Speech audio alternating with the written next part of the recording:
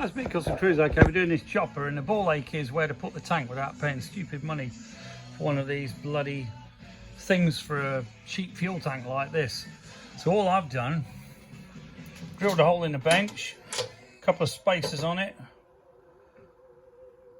He says, try and do one end. Well, that's pretty bloody solid. Okay, so that's a really simple, cheap way of making your own fuel tank holder. Okay, obviously if you had a couple of bolts all over here, you can stick it wherever you want, but obviously on this particular handy lift, which are the best, there's no two ways about it, Harleys always use this lift, and this has even got the extension because this chopper's so bloody huge.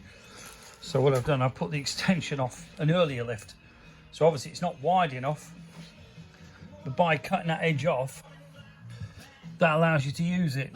As long as you put the ramp in the middle, it doesn't actually matter where the wheel clamp is, but that then allows you to use an earlier handy one. You see here, just cut it and make it fit. Okay, very simple way to do it, but it does work. Mike Custom Cruises, thank you.